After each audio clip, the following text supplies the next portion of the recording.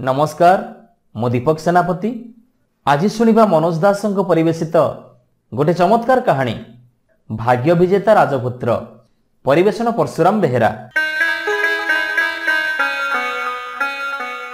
अगना अगनी बनस्थ भितरे गोटे छोटिया कुड़ियारे ता माँ सहित रहुथिला पिलाटीए ना तार कुमार। आखपाखरे जनमानवंक बसती नथिला। जुआड़े अनेइले देखा जाए केवल सबुज गछलता, कला नील पहाड़ पर्वत, कुळुकुळु झरणा, नाना जातिर जीवजंतु आउ केते जातिर पक्षी। कुमार प्रतिदिन संज बेले बनस्तर विभिन्न स्थान रे जालटीए बिछेई दे आसुथाए। आउ सकाळे जाई से देखुथाए गोटिए ना गोटिए हरिण जाल रे धरा पड़िछि। 2-3 दिन अंतर रे बनस्थ सेपारी गाँव गोटे बेपारी आसी हरिण मानंकु नेई जाउथाए। बदल रे कुमार आउ ता माँ पाई लुगापटा खाइबा जिनिस ओ केबे केबे कुमार पढ़िबा पाई तालपत्रर पोथी खंडिए खंडिए देई जाउथाए। थरे थरे दूर दूरांतर गाँव कुमारर निज बयसर केतोटी पिला बनस्थ भितर को आसुथिले फलमूल, झिंक काठी आउ मयूर पुछ संग्रह करिबाकू। सेमाने कुमार को खूब भल पाउथिले। दिने सेमाने कहिले, कुमार तमे सिना सबुदिन आम सांगरे खेलंत, किंतु तमे तो रहिलो बण भितरे। आमे ताऊ जेतेबेले इच्छा हब बण भितर को आसी पारिबोनी ना। तमे काहेकि ए बण छाड़ी गाँ रे जाई आम सहित न रहिबो? एमितिका निर्जन स्थान रे रही तमे की आनंद पाउछ? सेदिन सांगसाथी माने चलीगला परे कुमार ता माँ पाखकू दौड़ी जाई कहिला, माँ आमे ए बणटारे काहेकि पड़ीचे? मो सांग माने सब गाँ रे रहंती निज निज आखपाखरे। जेतेबेले तांकर मन हुए सेमाने एकजुट ही खेलंती। आमे जाई सेमानक पाखरे काहेकि न रहिबा? माँ बहुत समय धरि नीरव रहिले। कुमार पुणी थरे सेई कथा पचारला। एथर माँ कहिले, पुओरे केवल तू आज एतिकी जानी था, आमको ए बनस्तर ही जीवन कटिबाकू पड़िबो। गाँ गहल रे जाई रहिबा आम पक्षरे केबे निरापद हबनी। मु आउ तते बेसी किछि कहि परिबेनी। कुमार किंतु जिद्दी कला, ना माँ मते आज तुमको सब कथा कहबाकू पड़िबो। मो सुनाटा परा, अधिक कथा जानिले तो मन खराब हबो। माँ कहिले। कुमार दृढ़ कंठरे कहिला, कदापि नुह माँ, मु तुमको जवाब दउची। तमे जेते जहा कहिले भी मु केबे मन खराब करिबिनी। माँ पुणी किछि समय नीरव रहिले। एथर किंतु ताको आखिरु धार धार लुह गड़ी आसिला। कुमार माँ का आखिरु लुह पोछि देई कोमल कंठरे कहिला, माँ जदि सबु कथा कहिबाको तुमको कष्ट होउची तेबे किछि कहिबा दरकार नहीं। किंतु दीर्घ निश्वास छाड़ी माँ कहिले, ना कुमार, मु भाबुची तू बरं सबु कथा जानी रखिबा दरकार। ताहले तू निजे सतर्क हेई चलप्रचल करिबु। तापरे माँ कहिबा आरंभ कले, तते जेतेबेले मात्र वर्षटीए बयस, सेई दिन ठारू आमे आसी ए बण भितरे रहिचु। तेणु ता पूर्वरु आमे कोउठी थिलु से कथा तू केबे मने पकई परिबुनी। तू सुनिले आश्चर्य हबु। आमे ता पूर्वरु गोटे विराट प्रासादरे रहुथिलु।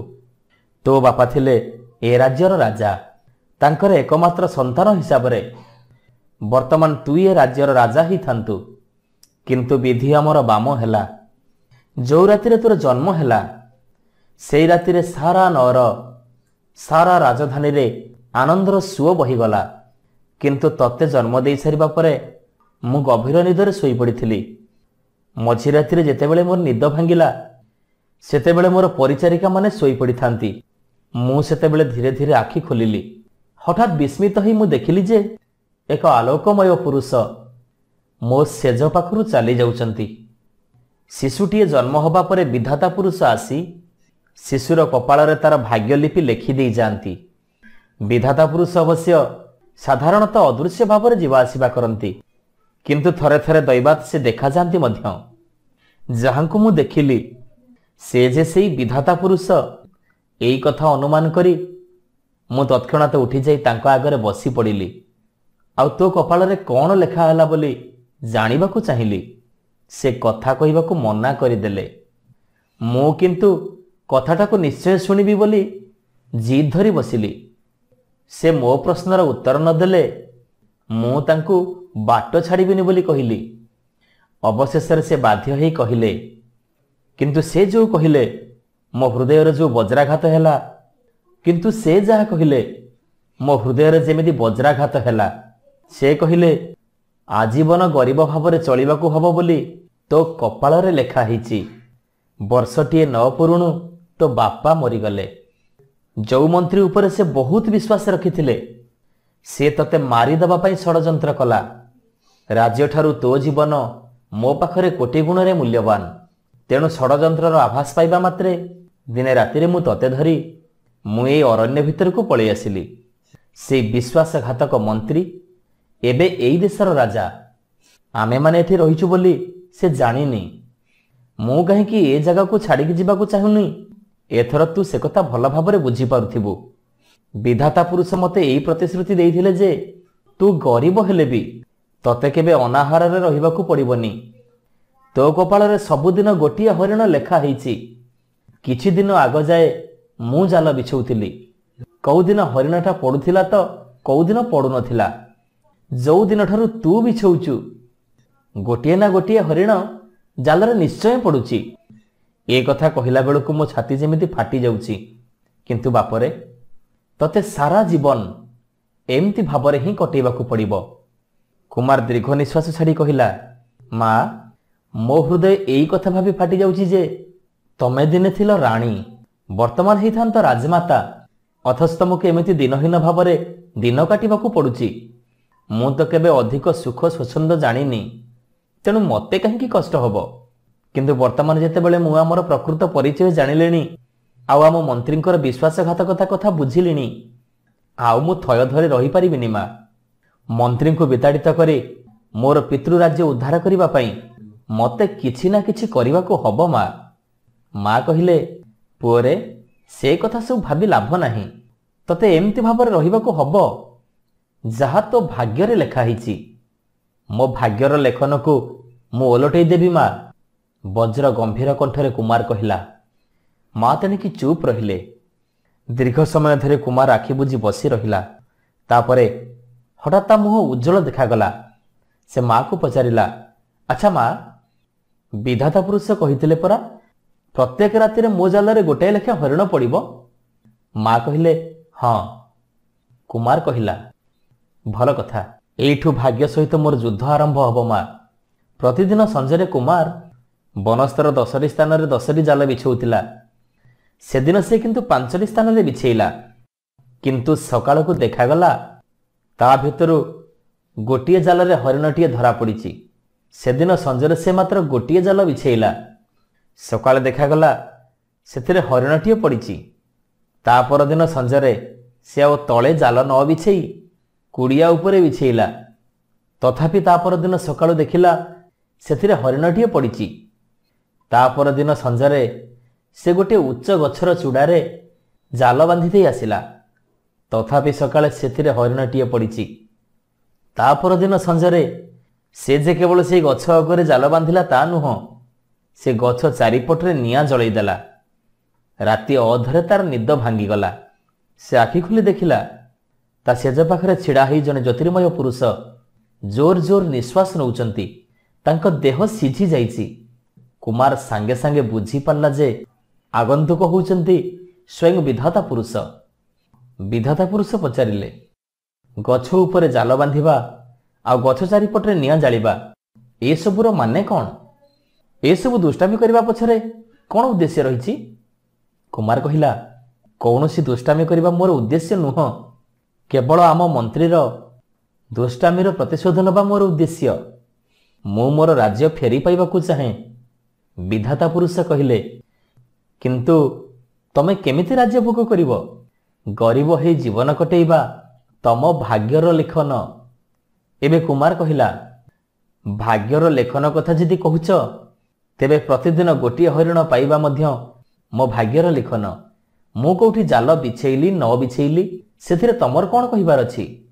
ବିଧାତା ପୁରୁଷ କହିଲେ, କିନ୍ତୁ ବାବା, ତମ ଭାଗ୍ୟରେ ପ୍ରତିଦିନ ହରିଣଟିଏ ଲେଖା ଅଛି ବୋଲି ମୋତେ ହରିଣଟିଏ ଟେକି ନେଇ କେଉଁଦିନ ତମ କୁଡ଼ିଆ ଉପରେ ଚଢ଼ି ଜାଲରେ ପକାଇବାକୁ ପଡ଼ୁଛି। ତ କେଉଁଦିନ ଗଛ ଚଢ଼ି ମୋତେ ଜାଲରେ ପକାଇବାକୁ ପଡ଼ୁଛି। ଆଜି ହରିଣଟିଏ ଧରି ତମ ଜାଲରେ ପକାଇବାକୁ ଗଲାବେଳେ ମୋର ଅବସ୍ଥା କ'ଣ ହେଇଛି ଦେଖ। ଏମିତି କେତେ ଦିନ ଚାଲିବ? କୁମାର କହିଲା, ଆଗାମୀକାଲି ମୁଁ ଏ ବନସ୍ତର ସବୁଠୁ ବଡ଼ ଗଛଟି ବାଛି ତାରି ଅଗରେ ମୁଁ ଜାଲ ବାନ୍ଧିବି। ତାପରେ ଗଛର ଚାରିପଟରେ ମୁଁ ନିଆଁ ଜଳେଇବି। କେବଳ ସେତିକି ନୁହଁ, ସାରା ଗଛରେ ମୁଁ ତେଲ ବୋଳିଦେବି। ବିଧାତା ପୁରୁଷ କିଛି ସମୟ ପର୍ଯ୍ୟନ୍ତ କିଛି କହି ନ ପାରି ଚୁପଚାପ ଛିଡ଼ା ହେଇ କ'ଣ ଭାବିଲେ। ତାପରେ ହସି ହସି ସେ କହିଲେ, ତମେ ବେଶ ବୁଦ୍ଧିମାନ ପିଲା ମୁଁ ଦେଖୁଛି। ତମରି ମନୋବଳ ସାହାଯ୍ୟରେ ମୁଁ ତମର ଭାଗ୍ୟର ଲେଖାକୁ ବଦଳି ଦେବାକୁ ଚେଷ୍ଟା କରିବି। କୁମାର କୃତଜ୍ଞତା ପ୍ରକାଶ କରି ବିଧାତା ପୁରୁଷଙ୍କୁ ପ୍ରଣାମ କଲା।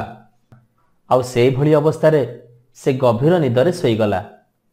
ସେ ନିଶବ୍ଦ ରଜନୀରେ ବିଧାତା ପୁରୁଷ କୁମାର କପାଳରୁ ପୁରୁଣା ଲିପିକୁ ଲିଭେଇ ଦେଇ ଆଉ କିଛି ଭଲ କଥା ଲେଖିଦେଲେ। ତାପରେ ଯେତେବେଳେ ଦୂରଦୂରାନ୍ତର ଗ୍ରାମରୁ କୁମାରର ଖେଳସାଥୀମାନେ ସେଠିକି ଆସିଲେ, କୁମାର ସେଦିନ ସେମାନଙ୍କ ଆଗରେ ତା ନିଜ ପରିଚୟ ପ୍ରକାଶ କରିଦେଲା। ସେ ପିଲାମାନେ ସେସବୁ କଥା ତାଙ୍କ ବାପା ମା ମାନଙ୍କୁ କହିଲେ। ସେ ରାଜ୍ୟର ଲୋକେ ସେତେବେଳକୁ ମନ୍ତ୍ରୀଟିର ଖରାପ ଶାସନରେ ବଡ଼ ଉତ୍ତେଜିତ ହୋଇ ରହିଥିଲେ। କୁମାର ଆଉ ତା ମା ଜୀବିତ ବୋଲି ପ୍ରଚାର ହୋଇଯିବା ମାତ୍ରେ ମନ୍ତ୍ରୀ ବିରୁଦ୍ଧରେ ରାଜ୍ୟରେ ପ୍ରବଳ ବିଦ୍ରୋହ ହେଲା। ଆଉ ସମସ୍ତ ପ୍ରଜାମାନେ ଏକତ୍ରିତ ହୋଇ ସେହି ଦୁଷ୍ଟ ମନ୍ତ୍ରୀକୁ ଗାଦିଚ୍ୟୁତ କରେଇଲେ। କୁମାର ଆଉ ତାଙ୍କ ରାଣୀମାଙ୍କୁ ରାଜନଅରକୁ ଫେରାଇ ନେଲେ। ଆଉ କୁମାରକୁ ରାଜସିଂହାସନରେ ବସେଇ ତାର ଅଭିଷେକ କରେଇଲେ। ରାଜପୁତ୍ର କୁମାର ରାଜା ହେଇ ସୁଚାରୁ ରୂପେ ପ୍ରଜାପାଳନ କଲେ। ନମସ୍କାର, ମୁଁ ପ୍ରଦୀପ ମଲ୍ଲିକ। ଆଜି ଶୁଣିବା ଏକ ପୁରାତନ କାହାଣୀ, ଧର୍ମ ଅଛି ବୋଲି ଦୁନିଆ ଅଛି। ପରିବେଷଣ ପରଶୁରାମ ବେହେରା।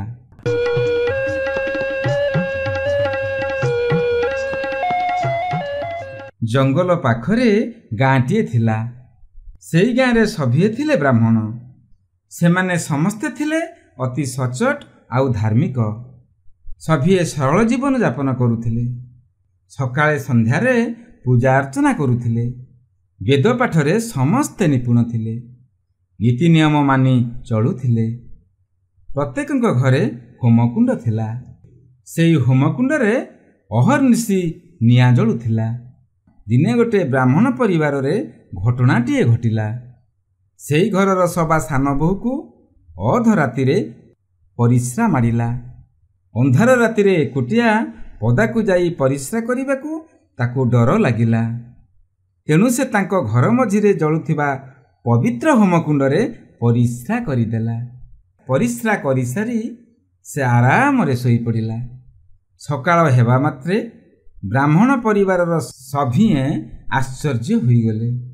କାହିଁକି ନା ହୋମକୁଣ୍ଡରେ ନିଆଁର ଚିହ୍ନ ବର୍ଣ୍ଣ ନଥିଲା। ହୋମକୁଣ୍ଡର ଅଙ୍ଗାର ଭିତରେ ସୁନା ମୁଣ୍ଡାଟିଏ ଚକଚକ କରୁଥିଲା। ହେଲେ ସେଇ ବ୍ରାହ୍ମଣ ପରିବାରର ମୁରବୀ ବୁଢ଼ା ପ୍ରଥମେ ପାଟି ଖୋଲିଲା, ତମମାନଙ୍କ ଭିତରୁ କେହି ଅନ୍ୟାୟ କରିଛ, ନହେଲେ ବ୍ରାହ୍ମଣ ଘରେ ପୁଣି ପବିତ୍ର ହୋମକୁଣ୍ଡରେ ଏପରି ସୁନାମୁଣ୍ଡା ମିଳିବା ଅସମ୍ଭବ।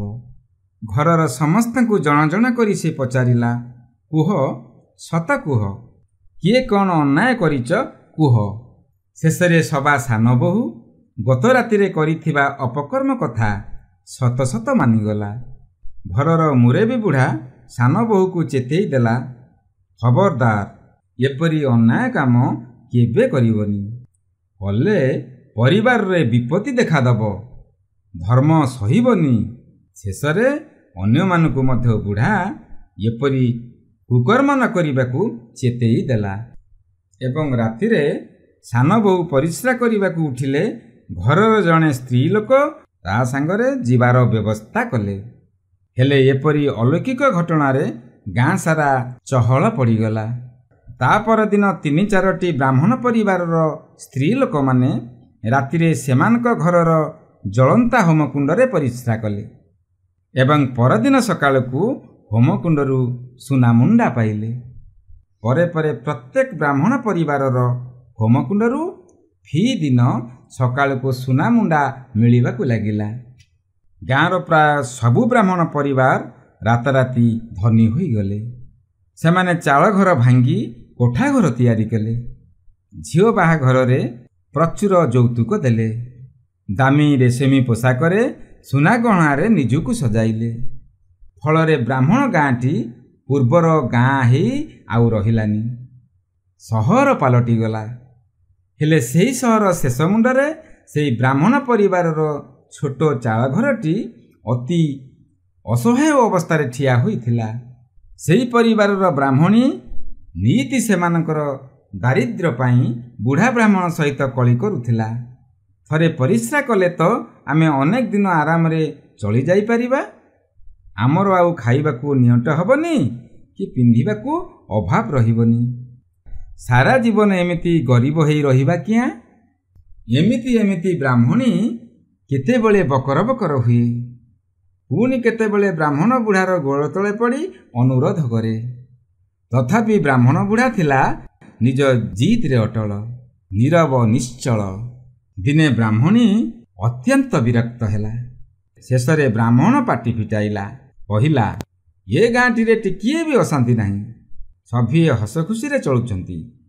ଏହାର କାରଣ କ'ଣ ତୁ ଜାଣୁ? ତହୁଁ ବ୍ରାହ୍ମଣୀ ଫଁ ଫଁ ହେଇ କହିଲା, କାରଣ ଆଉ କ'ଣ? ତମ ପରି ଧାର୍ମିକ ଲୋକ ଅଛି ବୋଲି ସିନା ଏ ଗାଁରେ ଶାନ୍ତି ଅଛି। ହଉ, ଗାଁ ଯାକ ସମସ୍ତେ ଧନୀ ହେଇ ଆରାମରେ ଚଳନ୍ତୁ।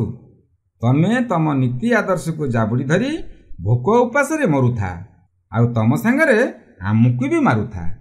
ବ୍ରାହ୍ମଣ ବୁଢ଼ା କହିଲା, ଆମେ ଆଗରୁ ଯେମିତି ଗରିବ ଥିଲେ ଏବେ ସେମିତି ଗରିବ ଅଛେ, ଆଉ ଏମିତି ଗରିବ ରହିବା ଭଲ। ଆମର ଧର୍ମ ପାଇଁ ହିଁ ସାରା ବ୍ରାହ୍ମଣ ଗାଁଟା ତିଷ୍ଠିଛି। ସେମାନଙ୍କ ପରି ଆମେ ଯଦି ଅଧର୍ମ କରିବା କି ଏ ଗାଁ ଛାଡ଼ି ଅନ୍ୟତ୍ର ଚାଲିଯିବା, ତେବେ ଜାଣ ସବୁ ସଇଲା। ଏ ଗାଁ ଆଉ ଗାଁ ହେଇ ରହିବନି, ନାରଖାର ହୋଇଯିବ। ଏଥର ବୁଢ଼ୀ ବ୍ରାହ୍ମଣୀ ବ୍ରାହ୍ମଣ ବୁଢ଼ାକୁ ଛିଗୁଲେଇ କହିଲା, ନିହାତି ବାଜେ କଥା।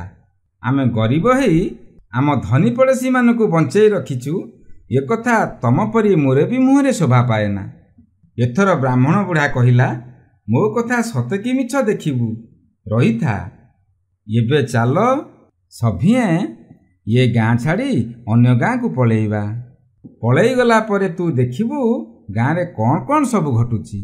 ସେହି ବ୍ରାହ୍ମଣ ପରିବାରର ସଭିଏଁ ପେଡ଼ି ପୁଟୁଲି ବାନ୍ଧିଲେ। ପୁଅ ବୋହୂ ଓ ସେମାନଙ୍କ ପିଲାଛୁଆଙ୍କୁ ନେଇ ବୁଢ଼ାବୁଢ଼ୀ ଅନ୍ୟ ଏକ ଗାଁକୁ ପଳେଇଗଲେ। ସତକୁ ସତ 7 ଦିନ ଭିତରେ ବ୍ରାହ୍ମଣ ଗାଁରେ ପ୍ରଥମ ଥର ପାଇଁ ଗଣ୍ଡଗୋଳ ଆରମ୍ଭ ହୋଇଗଲା।